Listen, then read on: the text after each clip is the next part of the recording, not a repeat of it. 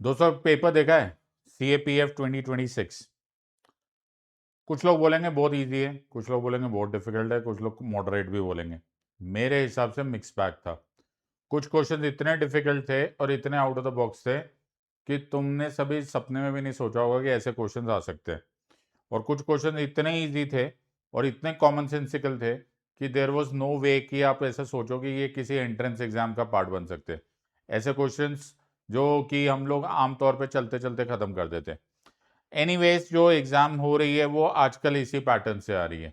चाहे हम यूपीएससी का क्वेश्चन देख ले, चाहे ये वाला देख ले, CAPF देख ले, और आई एम श्योर कि अब ये ट्रेंड बनता चला जा रहा है कि कुछ ऐसे क्वेश्चंस आएंगे जिनको करना इम्पॉसिबल हो जाएगा। कुछ ऐसे क्वेश्चन होंगे जिसमें मुझे तो ऐसा लगने लग गया, पता नहीं कि ये लोग जानबूझ के तो नहीं गलत कर देते कि वो क्वेश्चन को ही आंसर ही गलत कर देते। राइट, कि आदमी you are just knocked off your balance और फिर तुम्हारी कहानी खत्म।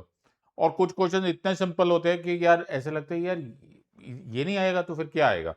सो ऐसे करते ज्यादा टाइम वेस्ट नहीं करते, यू डिसाइड फॉर योरसेल्फ। और कमेंट सेक्शन में मुझे लिख कर भी देना तुम्हें ये इजी लगा, मॉडरेट लगा, टफ लगा या इम्पॉसिबल टू बीट लगा। राइट, और समझदारी से आंसर देना। तुम लोग IAS ऑफिसर्स बन रहे हो, तुम लोग देश के ऑफिसर्स बन रहे हो, तुम्हारे कमेंट्स में कुछ वजन होना चाहिए। So make sure that you do proper answering. आज हम देखते हैं यूपीएससी CAPF MCQs 2026 में पॉलिटी के आंसर्स तुम्हारे साथ शेयर कर रहा हूं। जो लोग मुझसे ज्वाइन करना चाहते हैं, तुम्हें मेरा कोड मालूम होना चाहिए। इस कोड को यूज करो, SIDLIVE SIDLIVE, और तुम मेरे इस कोर्स में आ जाओगे लेक्सरेक्स। जो लोग लेक्सरेक्स कोर्स अटेंड कर लेते हैं, पॉलिटी, गवर्नेंस, इंटरनेशनल रिलेशन, उनकी हेडेक खत्म हो जाती है। ये मैं नहीं बोल रहा, तुम ऐसे करो कि मेरे स्टूडेंट से पूछ लो, सब लोग तुम्हें यही जवाब दे देंगे कि तुम्हें पॉलिटी, गवर्नेंस, इंटरनेशनल रिलेशन की हेडेक खत्म हो जाएगी। तुम्हें सिर्फ कोड यूज करना है, SIDLIVE। आज का पहला क्वेश्चन, यार ऐसे मत करो, यह पहला क्वेश्चन ही ऐसा, fair enough. Universal declaration of human rights adopted by the United Nations General Assembly in the resolution of 1948 does not include right against arbitrary arrest, right against slavery, right against inhuman or degrading treatment, right to rest and leisure। यार इतना simple सा question है। Right against arbitrary arrest भी उसमें लिखा हुआ है, right against slavery भी लिखा हुआ है, राइट अगेंस्ट इनह्यूमन और डिग्रेडिंग ट्रीटमेंट भी लिखा हुआ है, right to rest and leisure article 24 में भी लिखा हुआ है। सब लिखे हुए, 4 में लिखा हुआ है, 8 में लिखा हुआ है, 9 में लिखा हुआ है, 24 में लिखा हुआ है। These are all given. Question ये नहीं था, क्वेश्चन ये था कि the universal declaration etcetera does not include. अब नॉट तो है ही नहीं यार, ABCD all the 4 are present. I really fail to understand. अब इसमें दो में से एक होगा।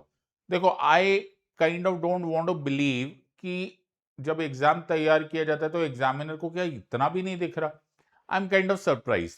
अब इसका दूसरा मतलब यह हो सकता है कि दूसरा मतलब यह होता है कि ये केयरलेस मिस्टेक है, तो विच इज इवन सैडर कि या तुम एक एग्जाम की तैयारी करवा रहे हो, तुम उसमें बच्चे इतने मेहनत करके जा रहे हैं और तुम उसका एक पेपर ठीक से नहीं प्रिपेयर कर सकते। And the third one is कि जानबूझ के किया जा रहा है, विच इज इवन वर्स, कि तुम्हें नॉक ऑफ करने के लिए कि यार तुम ना अपना बैलेंस ही खो बैठो और कोई ना कोई गलत कर दो। I really don't know, but anyways, चाहे ये फर्स्ट हो चाहे सेकेंड हो या थर्ड हो, आई रिक्वेस्ट जो भी पावर टू बी है, please don't allow this to happen. Please इसको रोको, यूपीएससी इसको रोको। You are a constitutional body और ये तुम्हारी जिम्मेदारी है कि तुम इस एग्जाम को जिम्मेदारी से कंडक्ट करो। सो इसका कोई आंसर नहीं था, तो जिन लोगों ने आंसर दे दिया, I am very very sorry. दूसरी बात है कि तुम्हें जितना भी ये आंसर की PPT and previous year question मिल रहा है, ये इस पर लिंक पे मिल जाएगा। इस वीडियो के साथ वो लिंक है, और अगर तुम मेरे साथ टेलीग्राम चैनल पे हो तो मैं उस पर भी शेयर कर दूंगा, ताकि तुम्हें सिर्फ यूट्यूब पर डिपेंडेंसी ना हो। You can always share it. चलो जी, नेक्स्ट क्वेश्चन कर लेते हैं। अब यहां पे match list with list 2 and select the correct answer using the code given below. Constitution 102nd amendment act constitutional status to national commission for backward classes. 103rd Constitutional Amendment Act, abolition of reservation of seats for Anglo-Indians in the Lok Sabha and state. 104th Amendment, 10% reservation for economically weaker sections. 106th Amendment, 33% reservation for women. मुझे नहीं लगता इस question में कोई खास कठिनाई आई होगी। ये क्वेश्चन बड़ा सिंपल था, लेकिन मुझे जो लगता है, again I am telling you as a person जो कि पढ़ाता है, जो हमेशा बोलता है कि कॉन्स्टिट्यूशन अमेंडमेंट्स करने होते हैं, लेकिन मुझे एक थोड़ा सा प्रॉब्लम है कि एक एवरेज एस्पिरेंट के लिए ये सारे के सारे क्वेश्चंस एक साथ पढ़ लेना थोड़ा सा मुश्किल हो जाता है। सो आंसर यहां पर ए बी सी डी है, उसको मैच करना है, तो you can easily match this. Okay, 102nd amendment में constitutional status to national commission for backward classes, constitution का 103rd अमेंडमेंट जो था वो 10% ये reservation for economically weaker sections, फिर 104th अमेंडमेंट। इन एनीवेज ये बहुत ही सिंपल था, मैं इसमें शो ऑफ करने की कोशिश नहीं करूंगा, इसमें कुछ है नहीं, ये प्योर मेमोराइजेशन है। इनफैक्ट मेरी फिर से सजेशन ये होगी कि कम से कम ज्यादा नहीं तो अबाउट 30 to 35 इंपॉर्टेंट अमेंडमेंट्स है, उनको याद कर लो। जैसे फर्स्ट कर लो, सेवेंथ कर लो 1956 वाली, ये यहां तक इंपॉर्टेंट हो जाती है। नाइन्थ कर लो, उसमें बेरूबारी वाला केस आ जाता है, वो वाला याद आ जाए। फिर उसके बाद 17th कर लो, जो कि बेसिक स्ट्रक्चर डॉक्ट्राइन से रिलेटेड है, जो जिसको सज्जन सिंह केस में चैलेंज किया गया था। फिर 24th और 25th कर लो, जो 1971 में थी और उसके साथ रिलेटेड होगा केशवानंदा भारती केस। फिर उसके बाद 38th और 39th कर लो, बिकॉज उस टाइम पर वो इमरजेंसी के दौरान पास हुआ था, उसमें जुडिशियल रिव्यू से रिलेटेड बहुत सारी चीजें आई। 42nd ऑफ 1976 कर लो, 44th ऑफ 1978 कर लो। फिर 52nd जरूर कर लेना, जिसमें एंटी डिफेक्शन लॉ आया था, ये बड़ा जरूरी हो जाता है, कभी कभी वो लोग पूछ लेते। फिर straight away go to 61st 1988, जिसमें वोटिंग एज 21 से 18 पे आ गया था। So you can go to 61st, वहां से भी काम की चीजें आने लग जाती है। फिर 73rd 74th पंचायत और म्यूनिसिपैलिटीज वाली जरूर करना।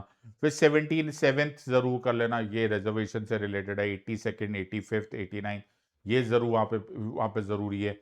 91st जरूर पढ़ लेना 2003 में, उसमें बहुत सारे क्वेश्चन आ जाते हैं। वो 15% रिजर्वेशन। 97th बड़ी इंपॉर्टेंट है, जो 2011 के बाद का है, जिसमें कि कोऑपरेटिव सोसाइटीज का कॉन्सेप्ट आ गया था। ये इंपॉर्टेंट है, और हो सकता है इसमें मैं कुछ एक आध मिस कर गया, तो खुद अपना दिमाग लगा के जरूर कर लेना। और 100 के बाद वाले 100 और 100 लैंड बाउंड्री एग्रीमेंट जो किया गया था बांग्लादेश से, 100 से लेकर 106 तक सारे के सारे कर डालना।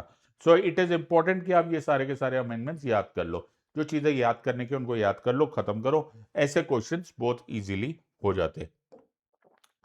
Next, which of the following statements about public interest litigation is or are correct? In India, it adheres to the strict requirements imposed by doctrine of locus standi. Doctrine of locus standi क्या होता है? Doctrine of locus standi ये बोलता है कि अगर तुम्हारा लेना देना नहीं है केस से, तो तुम्हें कोर्ट में आने की आजादी नहीं है। इन अदर वर्ड्स, उल्टा इसका दूसरा मतलब बोलो कि अगर तुम्हारा लेना देना है, if your rights and liabilities are directly affected by the court case, only then you are welcome to come to the court. इसको एक्चुअली मैं जैसे पढ़ाता हूं, तो मेरे स्टूडेंट्स इस टाइम पर लिख रहे होंगे, तो वो लोग लिख रहे होंगे स्ट्रेंजर्स प्लीज एक्सक्यूज, यानी कि जिसका केस से कोई लेना देना नहीं है, प्लीज गेट आउट। लेकिन पीआईएल में इसको स्ट्रिक्ट रिक्वायरमेंट नहीं होती। पीआईएल क्या होता है? जनहित याचिका होती है, पब्लिक इंटरेस्ट लिटिगेशन होता है। तो मैं दिल्ली में रहता हूं, लेकिन मुझे यह बात पता चली कि तमिलनाडु में एक एनवायरमेंटल प्रॉब्लम आ रही है, तो क्या मैं पीआईएल फाइल कर सकता हूं? 100%। तो क्या कोर्ट मुझे ये बोलेगा कि आप तो तमिलनाडु के हो नहीं, तो फिर आप क्यों पीआईएल फाइल करो? तो मैं बोलूंगा, my Lord, kindly allow me public interest litigation, kindly allow me to continue with my petition since I am a concerned citizen। मैं लार्जर पब्लिक इंटरेस्ट में ये फाइल कर रहा हूं, जनहित में फाइल कर रहा हूं। Hence I do not have to satisfy the strict requirement of locus standi। तो इनफैक्ट ये चॉइस एब्सोल्युटली उल्टा है, it does not other to point this. The second, तो वन को तो आप एलिमिनेट कर ही सकते हो। नेक्स्ट इज लेटर्स टू जजेस में बी ट्रीटेड एज पिटिशन। ये बड़ा इंटरेस्टिंग पार्ट है, इसको एपिस्टोलरी जुरिस्डिक्शन बोलते हैं। आप लेटर लिख दो सीजीआई को, चीफ जस्टिस ऑफ इंडिया को, टेलीग्राम, पहले टेलीग्राम भी किया जाता था। In fact classical case was Hussain Ara Khatoon case of 1978, जिसमें एक्चुअली लेटर्स ही गए थे to the chief justice of India, then chief justice of India justice PN Bhagwati, और उन्होंने इसको कन्वर्ट कर दिया था इनटू पिटिशंस। ये एब्सोल्युटली करेक्ट है। फिर है MC Mehta versus union of India PIL that expanded the scope of article 21 and article 30 of the constitution, ये बड़ा इंपॉर्टेंट है। MC Mehta sir is a environmental activist lawyer, इन्होंने बहुत सारे केसेस किए, Kanpur tanneries case, Taj trapezium case, oleum leakage case, DTC case, CNG case and so on so forth. इस case में एक केस जो ओलियम केस में था, उसमें एमसी मेहता केस ने एनवायरमेंटल केसेस से रिलेटेड एक बहुत बड़ी जुरिस्डिक्शन को बहुत ज्यादा प्रमोट किया। वो था the doctrine of absolute liability. In other words कि अगर तुम्हारी गलती की वजह से, रिमेंबर भोपाल गैस ट्रेजेडी, अगर जो गैस है मिथाइल आइसोसाइनेट वो लीक हुई, किसकी गलती की वजह से हुई? यूनियन कार्बाइड की वजह से, तो तुम्हारी पूरी लाइबिलिटी है, that is doctrine of absolute liability. ये सब जो डॉक्ट्राइन ऑफ एब्सोल्यूट लाइबिलिटी ये यूटिलाइज हुआ था in the oleum leakage case जो श्रीराम फर्टिलाइजर्स के अगेंस्ट इन दिल्ली किया गया था। तो MC Mehta, the polluter pays principle and the absolute liability का प्रिंसिपल, ये MC Mehta versus union of India cases की वजह से एक्सपैंड हुआ। अमेजिंग क्वेश्चन, सरप्राइजिंग क्वेश्चन ये है कि ये सीएपीएफ के लिए पूछा गया। मतलब क्या यूपीएससी में ये उससे भी ज्यादा लेवल पे हाई पे पूछ सकते हैं? I don't know, right? So I don't know, but an amazing question. Okay, congratulations for those who are able to answer this. Answer is B 2 and 3 because ये हमारा चॉइस गलत था, ये एब्सोल्युटली ठीक है, ये हमारा एब्सोल्युटली ठीक है। Amazing question, okay. और अगर तुमने इसका आंसर दे दिया तो तुम सच में पॉलिटी आती है, but for an average aspirant, average student, ये क्वेश्चन सबके बस का बात है नहीं। You have to really sit in my classes और तुमको पढ़ना पड़ेगा। ये आम लोगों के क्वेश्चन नहीं था, it is a tough question 100%। Next question, which of the following statements in respect to the election of the president of India is are correct? president of India की बात हो रही है। Convention, the secretary general of the Lok Sabha or the secretary general of the Rajya Sabha is appointed as returning officer. Okay, तो ये returning officer यहाँ पे चला गया एक्चुअली। सो रिटर्निंग ऑफिसर, ओके, कौन होता है? जो एक्चुअली प्रेसिडेंट साहब का इलेक्शन कंडक्ट करवाते हैं बाय कन्वेंशन, बाय प्रथा, या तो secretary general of Lok Sabha secretariat इनके इसके रिटर्निंग ऑफिसर बनेंगे, या फिर secretary general of Rajya Sabha secretariat इस चुनाव के रिटर्निंग ऑफिसर बनेंगे। दोनों ही केस में ये इलेक्शन कमीशन ऑफ इंडिया ही अपॉइंट करते हैं। अब ना ये या वर्ड पे थोड़ा सा डाउट आ जाता है। So the word is rotation basis. What does that mean? कि अगर इस चुनाव में इस बार, ओके, जो राष्ट्रपति का चुनाव हुआ उसमें secretary general of Rajya Sabha secretariat returning officer होंगे, तो अगले राष्ट्रपति का जब चुनाव होगा तो it would be the secretary general of Lok Sabha secretariat, so bye rotation basis. So rotation यहां पर लिखा हुआ है, कन्वेंशन लिखा हुआ है, दोनों का नाम लिखा हुआ है। आई डोंट थिंक इससे ज्यादा कुछ कंफ्यूजन है। Next is members of electoral college can vote according to the wish and are not bound by party whip. ये बहुत ही सॉलिड क्वेश्चन है, इनफैक्ट ये हम लोगों ने बहुत बार किया हुआ है। पार्टी व्हिप नहीं है, ओके, पार्टी तुमको फोर्स नहीं कर सकते कि तुम्हें इन्हीं को वोट करना है ड्यूरिंग द प्रेसिडेंशियल इलेक्शन। इसको सीक्रेट बैलेट बोलते हैं। So this is called as secret ballot. Secret ballot का मतलब ये हो जाएगा कि वो अपनी मर्जी से किसी को भी चुन सकते हैं। So this is a very, ये बड़ा नॉर्मल सा क्वेश्चन है, तो इसमें कोई टेंशन नहीं। फिर है the provisions of NOTA are applicable. अरे ना बाबा, ओके, आप अगर चुनाव करने गए हो तो आपको किसी ना किसी का नाम लिखना पड़ा है, आपको नहीं जाना मत जाओ, that's a different issue. But if you go then आप अपनी स्वेच्छा, अपनी मर्जी से आप चुन सकते हो, लेकिन आप वहां पे जाके नन ऑफ द अबव मत लिख कर आओ, क्योंकि नोटा का ऑफर है ही नहीं। तो कोई भी मेरी क्लास अटेंड करना, मैंने इतनी मोटी बड़ी सी स्लाइड बनाई है, उसमें बड़ा सा लिखा हुआ है NOTA is not applicable. So ढंग से पढ़ो, you will be able to crack this. Either ways answer इसका ए है, ओके, इसको नोट कर लो। Which one of the following pairs of ministries and department is not correctly matched? ये बड़ा simple सा क्वेश्चन था, ये एक्चुअली क्वेश्चन जाते ही आप एलिमिनेट कर सकते हो। Ministry of finance, department of pension and pensioners welfare, so on so forth. So I hope तुम इसको आराम से आंसर दे सकते हो। अच्छा, यहां पर जो क्वेश्चन जिस तरह से आने लग गया है, वहां पर तुमको एक और चीज ये दिखाई देने लग जाएगी कि आपको न्यूज़पेपर पढ़ने का बड़ा ही ज्यादा जरूरत हो जाएगी। सो आई डोंट थिंक इसमें आपको ज्यादा टेंशन होगी। Let's look at the next part. Oh my god, मुझे मुझे यूपीएससी से क्वेश्चन पूछना है यार, मतलब why are you doing this? Which one of the following subjects is not included in the 9th schedule of the Constitution of India? देखो ये constitution of India है, ओके, ये कॉन्स्टिट्यूशन ऑफ इंडिया है, इसमें 8 शेड्यूल्स थे at the advent as the origin of the constitution. फिर एक 9th schedule डाला गया। एक मिनट रुको, मैं जरा सा तुम्हारी मदद करता हूं। तो 9th शेड्यूल फर्स्ट अमेंडमेंट 1951 से डाला। तब नेहरू जी ने इसलिए डलवाया था पार्लियामेंट ने कि कुछ लॉज को प्रोटेक्ट किया जाए from the so called judicial review.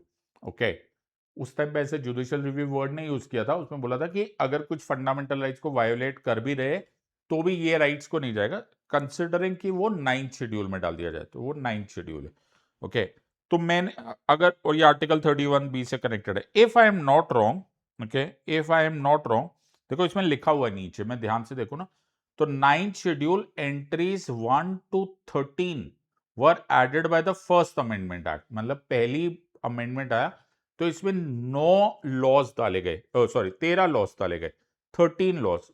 ये लो पहला पेज ही हो गया, करीब करीब 14 लॉज है, 13 लॉज है। अब मैं तुम्हें नाम बता रहा हूं, ओके।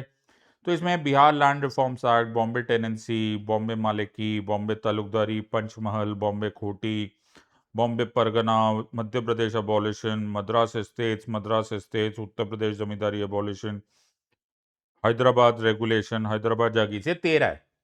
अभी रुको, ओके, 13, ओके। अब मैं देखो पेज टर्न कर रहा हूं, उसके बाद पार्लियामेंट ने उसमें दे दनादन लॉस डालने स्टार्ट कर दिए। ये एक पेज हो गया, ये देखो भरता जा रहा है, ठीक है, दोनों साइड से, ओके। एक मिनट रुको यार, ये एक और पेज टर्न किया, अब तक हम 70 पे पहुंच चुके, 70। फिर हमने एक और लॉ देखा, ये 100 तक आ गया, ओके, फेरा 73 तक आ गया।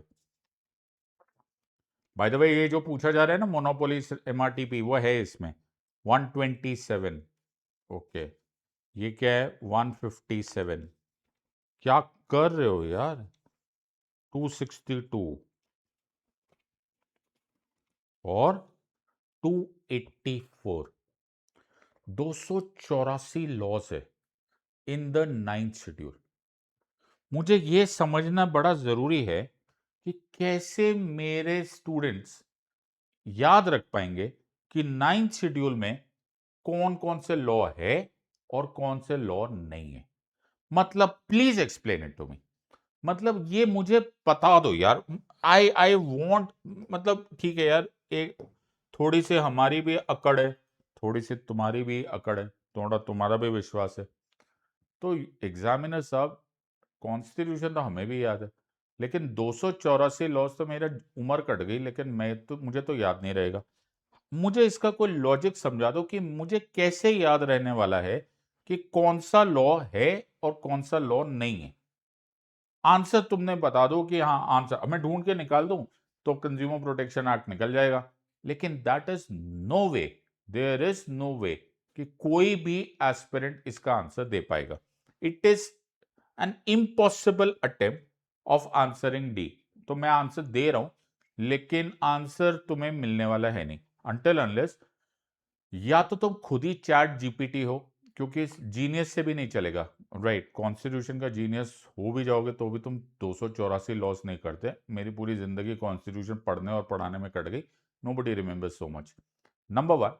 या फिर तुम प्लेन लकी थे, right. So please UPSC mend your ways, इस तरह से क्वेश्चन नहीं पूछा जा सकता। I am not happy with this question.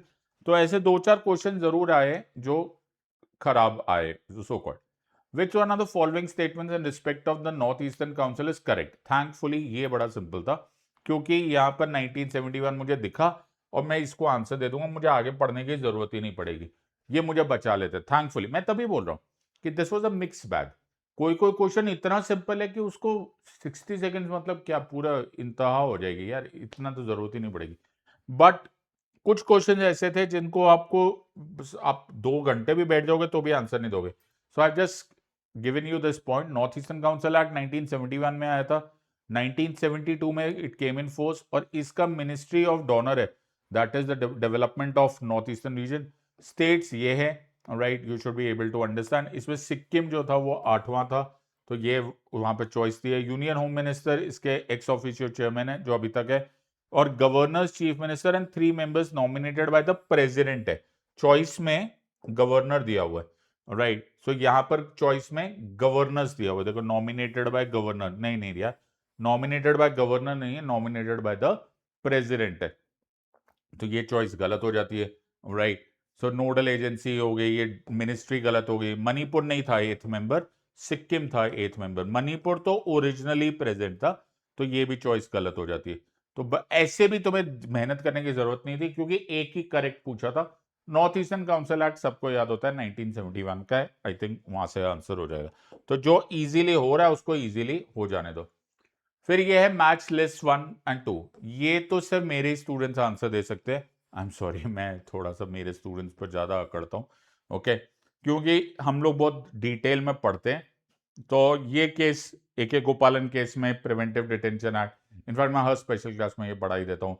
तो प्रिवेंटिव डिटेंशन एक्ट है, तो ए का चॉइस तो 1 ही है, तो ये या तो ये ठीक है या ये चॉइस ठीक है। तो यहां से फिर मनेका गांधी का केस का नाम ही पासपोर्ट्स केस था, तो इसमें whether right to go abroad, तो सी का चॉइस जो होगा वो ये वाला होगा, ये तो 100% होगा। तो सी का चॉइस 4 था। मुझे आगे पढ़ना नहीं है यार, टाइम नहीं मेरे पास। तो आंसर ऐसे भी करना होता है, this has to be smartness also. तो एलिमिनेशन को अपना टेक्निक जरूर बनाओ। तो यस पढ़ो, मैं बाय ऑल मीन्स, अगर तो मेरी क्लास में आओगे, मैं नानावटी केसेस भी हम लोगों ने किया हुआ है, हमने श्याम नारायण चौकसी केस भी किए हुए हैं, और मैं उसको बहुत डिटेल में पढ़ाता भी हूँ। लेकिन द पॉइंट है कि तुम्हारे पास अगर 60 सेकेंड्स है और तुम्हारा काम 15 सेकेंड में हो रहा है, और यू आर 100% श्योर कि एलिमिनेशन से हो रहा है, what are you waiting for, be my guest और खत्म करो ये क्वेश्चन को। फिर यहां पर है which one of the following statements in respect of nature of the federal system is और आर करेक्ट। ठीक है जी। Since the states since the states had independent existence, यार ये तो ऐसे ही अजीब सी बात है, इंडिपेंडेंट एग्जिस्टेंस थे ही नहीं स्टेट्स के, तो ऐसे ही चॉइस गलत हो जाती है। हमारा कॉन्स्टिट्यूशन ही अलग है, ओके, हमारा इंडिपेंडेंट एग्जिस्टेंस था ही नहीं, हमारे स्टेट्स पैदा ही नहीं हुए थे, तो स्टेट्स को तो हमने बनाया, तो हमारा तो यूनाइटेड स्टेट्स वाला कॉन्सेप्ट ही नहीं है, इसीलिए तो उसको फेडरेशन बोला जाता है, हमको यूनियन बोला जाता है। उसको फेडरेशन बोला जाता है, हमको क्वासी फेडरल बोला जाता है। पहली चॉइस तो ऐसे ही गलत होगी, ओके। फिर है residuary powers are reserved with the states under the constitution of United States but these are with union under the constitution of India. एकदम भालो, एकदम simple, perfect, absolutely correct, absolutely fine है। फिर है constitution of India has followed the Irish constitution in vesting residuary powers. अरे नहीं यार, हमने ना कनाडा का मॉडल कॉपी किया है, तो कनाडा का मॉडल में है रेजिडुअरी पावर्स कहां जाते हैं and so on and so fourth, तो ऑब्वियसली ये चॉइस भी गलत ही होगी, तो इसका आंसर तो 2 ओनली है, इसमें कोई सेकंड थॉट ही नहीं था। ऐसे क्वेश्चन, ये सिंपल क्वेश्चन है, सिंपल मतलब दीज आर द क्वेश्चन जो सॉलिड क्वेश्चन है, जो कि एक्चुअली यूपीएससी डिजर्व करता है या सीएपीएफ डिजर्व करता है, ऐसे पूछा करो यार, काम के क्वेश्चन। जिसमें नहीं आए ना, तो एस्पिरेंट की गलती, वो तुम हवा में जो मर्जी पूछ लो, 9 शेड्यूल में कौन सा 284 में से कौन सा लॉ है, I mean what the hell यार, nobody knows that answer, तो ये आंसर obviously correct है। Which one of the following are part of the basic features of the Constitution of India as drawn from various decisions? Amazing question, lovely question, absolutely beautiful question, okay। और ये basic अगर ये नहीं आता then the mistake lies with you, तुम्हें आता नहीं है, क्योंकि ये सारे examples exactly दिए हुए। effective access to justice, in fact right to speedy trial हमारा आर्टिकल 21 है, रूल ऑफ लॉ हमारा आर्टिकल 21 में आता है, और बेसिक स्ट्रक्चर में आता है। लिमिटेशन, हमारी अमेंडिंग पावर अंडर आर्टिकल 368 खुद ही लिमिटेड है। बहुत अच्छी स्टेटमेंट थी मिनर्वा मिल्स केस में, that the donee of the amending power can not make it unlimited. So वो बड़ा इंपॉर्टेंट कॉन्सेप्ट था, बहुत अच्छा क्वेश्चन है। Answer obviously is 1 2 and 3, very simple question, very moderate. Moderate मतलब जो क्वेश्चन होना चाहिए, the dal roti question, the dal chawal question, this is the kind of question जिस तरह से आंसर आना चाहिए। फिर है which one among the following states has the highest allocation of seats in the council of states. वहां बैठ के तुम एग्जाम में आंसर दे नहीं पाओगे ये, लेकिन कभी भी मेरी राज्यसभा की सीट को तुम राज्यसभा पढ़ाते टाइम मेरे को चेक करोगे तो मैं हमेशा बोलता हूँ कि है ना, रूल्स को फॉलो करते जाओ। इसमें ऐसा बहुत सारे तरीके होते हैं, जैसे उत्तर प्रदेश याद कर लो 31 है, महाराष्ट्र याद कर लो, तमिलनाडु याद कर लो, तमिलनाडु में 19 है, ओके। सो इस तरह से तुम ऐसे बिहार में कितने हैं, 16 बड़े बड़े स्टेट्स, और तुम्हारा अपना स्टेट याद कर लो। तो इसमें तुम ऐसे बड़ा बड़ा से कंपेयर कर लोगे, तमिलनाडु ऐसा ब्रॉडली दिखाई देता है, आई एम अगेन सेइंग इसके लिए तुम्हें डेलिबरेट प्रैक्टिस करनी पड़ेगी। The trend has change. तो ये मैंने पिछले से पिछले नहीं 26 ये चल रहा है, 25, 24, 23, आई थिंक 23 में एक बार ऐसा पूछा था। तब से मैंने स्टूडेंट्स को बोलना स्टार्ट किया नंबर याद कर लो। तब शायद कर्नाटका या केरला ऐसे से रिलेटेड कोई क्वेश्चन आया था यूपीएससी में, मैं तभी समझ गया था कि ट्रेंड चेंज हो गया, ये लोग रट रहे। राइट, तो fourth schedule of the constitution में एटलीस्ट टॉप 5-7 याद कर लो। There is nothing wrong in that, कुछ मेमोराइजेशन है। ट्रेंड चेंज हो गया एग्जामिनर का, तो तुमको अपने आप चेंज कर देना चाहिए। So I guess answer of course is D. Which one of the following statements about human rights is or are correct? तो ये तुम लोगों में से बहुत सारे लोगों को नहीं आएगा, बिकॉज इसके लिए पॉलिटिकल साइंस आनी चाहिए। तो जो PSIR ऑप्शन लेता है उनको आता है, ये पता नहीं क्यों पूछ लिया है।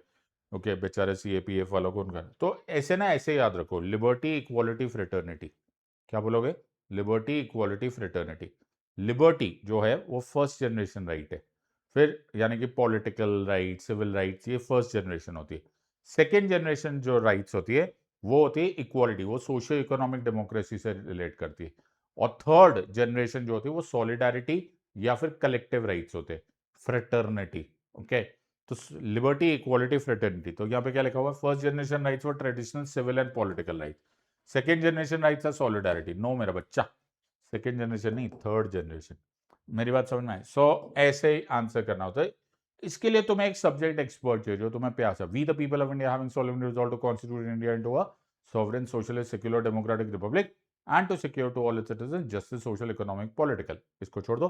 फिर है liberty of thought expression, belief, faith and worship, first generation. Equality of status and opportunity, second generation. Fraternity, assuring the dignity of the individual and the unity and the integrity of the nation, third generation.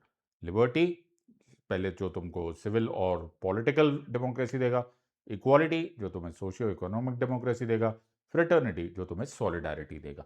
वो हुआ third. यहां पे क्या लिखा हुआ है? Second. Answer क्या है? ए। ऐसे पढ़ते हैं polity. So that's how you do it. Which one of the following statements about Article 20 subclause 1 of the Constitution of India is or are correct? It contains provisions against ex post facto legislation. A legislation shall not be competent to make a retrospective law. कमाल की बात यह है कि ex post facto law नहीं होना, no ex post facto law का मतलब ही ये होता है कि no retrospective application of criminal law। यानी कि अगर तुमने आज कुछ काम किया और आज उस काम को क्राइम माना जाता है, तो ही तुम्हें उसकी पनिशमेंट मिलेगी, तो ही तुम्हें उसकी पनिशमेंट मिलेगी। लेकिन आज वो लॉ नहीं है, आज वो लॉ नहीं है, और तुम्हारे को ऐसा लगे अरे यार तुमने ना पहले किया था, ओके, और तो ये लॉ को नया लॉ बना के पीछे अप्लाई करना ये अलाउड नहीं है। सो क्रिमिनल लॉ, लाइन याद रखना, a criminal law can not be applied to an event in the past. Criminal law भूतकाल में नहीं जाता, रेट्रोस्पेक्टिवली अप्लाई नहीं होता। कमाल की बात यह है कि no ex post facto law और no retrospective application of criminal law एक ही बात है, पर्यायवाची है, सिनोनिम है। सो आंसर ऑफ कोर्स दोनों का मतलब ही सेम है। आई डोंट थिंक इसमें कोई प्रॉब्लम होनी चाहिए। आई होप मैं छोटे से टाइम पीरियड में तुमको ये सारे के सारे टॉपिक्स पढ़ा पाया, तुमको समझा पाया कि एग्जाम का ट्रेंड बदल चुका है। तुम भी बदलो, ढंग से पढ़ो, स्टाइल से पढ़ो। If you don't do this you are in big trouble. सारी मेहनत बर्बाद हो जाएगी, बिकॉज एग्जाम का पैटर्न ही बदल गया। 2026 से यूपीएससी बदल गया है, CAPF भी तुम्हारे सामने बदला बदला सा लग रहा है। सो मेक श्योर कि तुम बदलो। ऑलराइट, और yanacademy.com कंटेंट यूपीएससी, इसका लिंक तुम्हें मिलेगा। इस लिंक में जाओ और ये जो मैंने डिस्कस किया है इसका PDF डाउनलोड कर लो। एनीवेज, मेरे साथ ज्वाइन करना चाहते हो, लेक्सरेक्स मेरे कोर्स का नाम है। लेक्सरेक्स का मतलब होता है लॉ इज द किंग, और ये मैं दिल से जानता हूं और दिल से मानता हूं कि लॉ इज द किंग। तो ढंग से पढ़ो लॉ, एक बार तुम्हें लॉ आ गया, कॉन्स्टिट्यूशन आ गया, तुम बन जाओगे champion. I hope you have enjoyed this. Let's crack it. Until next time, God bless, thank you and जय हिंद।